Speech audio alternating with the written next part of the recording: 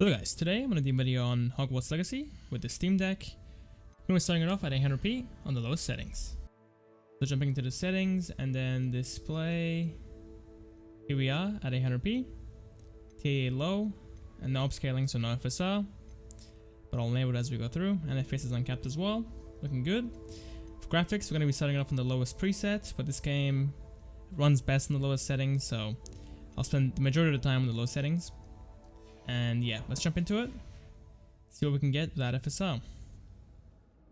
Okay, indoors we're getting, almost at 60 FPS. That's a pretty good start. GPU's pulling out almost 10 watts of power for the most part. We got two FSRs in this game, FSR 1 and FSR 2. And FSR 1's just unusable. It looks really bad. So we couldn't use that. And FSR 2 is pretty much our main option. As you can see, once you get to the door, the game has to load the outdoor areas. So it'll take a bit of time. Now it's done, we can actually walk through, and this area is very intensive, so FPS will fall down into the low 30s, but surprisingly we can actually handle it sitting in the low 30s, even the mid 30s at times. Not too bad, to be honest, not too bad. And I know if you're watching this on a bigger screen like a TV or a monitor, the game might look a bit blurry, but on the handheld itself it looks fantastic, it looks very sharp and looks very good on the low settings. That seems to be a trend with these newer games. Even the low settings look really good. So there's really not much point in us pushing it up to the high settings. A mix of medium to low settings will look fantastic, and you get great performance as well most of the time. So yeah, let's pause the game. Let's enable FSR. We'll start it off with FSR 1.0, since by default that's what's enabled in the game, and you're gonna use the ultra quality preset. Here we go. Let's jump into the game again. And now FPS is sitting in the 50s. But as you can see, the quality is far worse. And if I pan the camera around, you can see a bit of ghosting, a trailing around the hair as well. Not too big of a deal, but the background looks very blurry at this point. FPS is sitting in the low 40s now. It's still pretty decent, to be honest, but the quality is just all gone in my opinion. There's no quality left.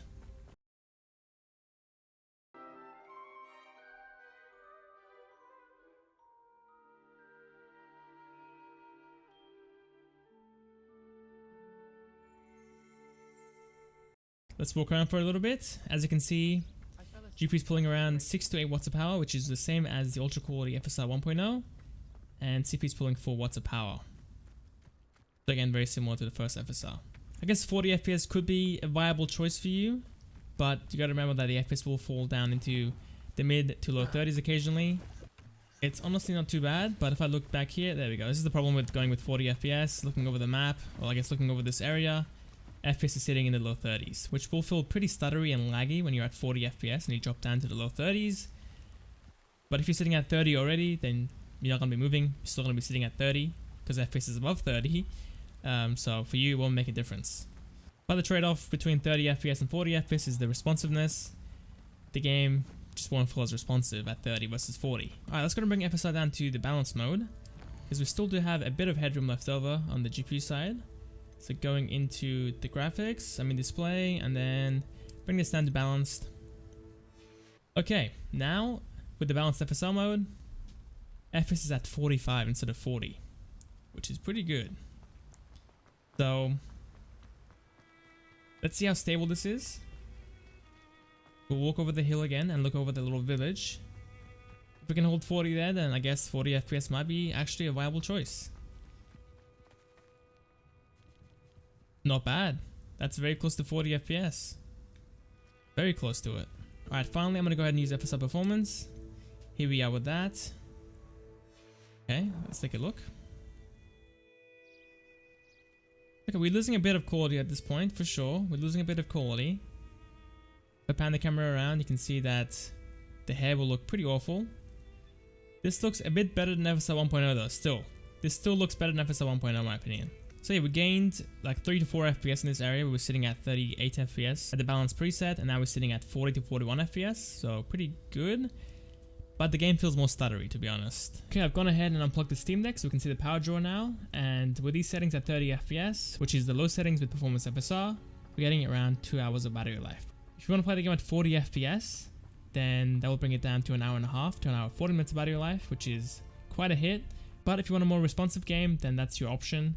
That's really up to you, but just make sure you have a power bank or somewhere to charge so you don't run out so quickly. Okay, onto medium settings now. We can actually play through the normal presets. Here we are at the medium preset. Alright, looking good. From here on out, I'm going to have FSR enabled the whole way through.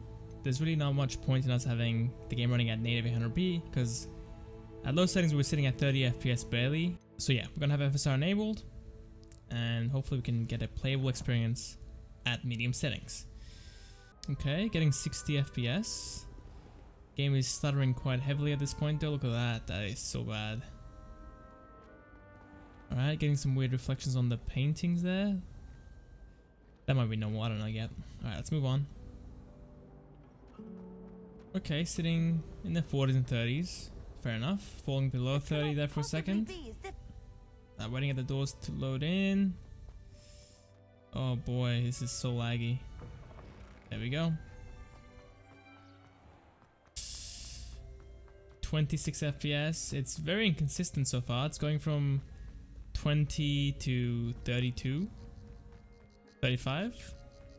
Yeah, already. It's just not very stable at all, is it? What if I just kept the FPS at 30?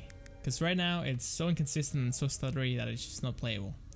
Alright, now with a 30 FPS cap. Okay, the game... Still stuttering a little bit. But it's far better. Look at that. Far more stable. We're still getting a couple stutters, unfortunately, but for the most part, it's running pretty smoothly. Okay, here we are at the high settings. Jumping to, there we go, settings. And then graphics. Here we are with the high preset.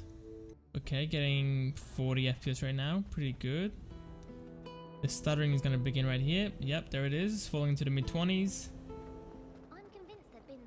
Ugh. The performance is pretty poor at this point. Yeah, I think low settings is the way to go for sure. It's so stable. Runs super nicely. 40 FPS is doable there as well. As soon as you go up to medium settings, it just falls apart. I guess you can make an argument for medium settings at 30 FPS. It's still playable there, but anything above that is just an atrocious experience. The loading takes forever now as well. Like I'm sitting behind the stove for a good like what 10 seconds and it's still loading. Going outside, we are sitting in the low 20s. Getting heavily GPU bottlenecked at this point. Pulling 10 watts of power on the GPU side and the clocks are pretty much maxed out as well. So even with FSR enabled, we're getting GPU bottlenecked. Alright, here we are with Performance FSR. Okay. We gained like 1 FPS I think, or 2 FPS from that. There's not really much point in us testing out the ultra settings because it's already struggling at high settings. So let's move on to the dock preset and then the SD card testing. Alright, see you guys there. Okay, here we are in dock mode, playing the game at 1080p with FSR enabled, so the balanced and at the low settings. There's not much point in us not using FSR here because FPS was in the 20s when I was playing it out. So again, at 1080p, not playable at all. Alright, sitting at the high 20s instead of the low 20s from native 1080p. Pretty decent, I guess. Not too bad. So let's go and walk up this hill over here and look over the map. You can actually see we're going to be falling into the mid-20s. 28. Okay, not too bad actually. Pretty good. Pretty good. Now, second option for dock mode is to play at 900p with FSR enabled. So here we are in display. Always the wrong choice. Here we are, 900p and balanced FSR as well. Alright, so down cap frame rate, we're going to be sitting in the mid 30s up to the 40s, but it's very stuttery and very laggy.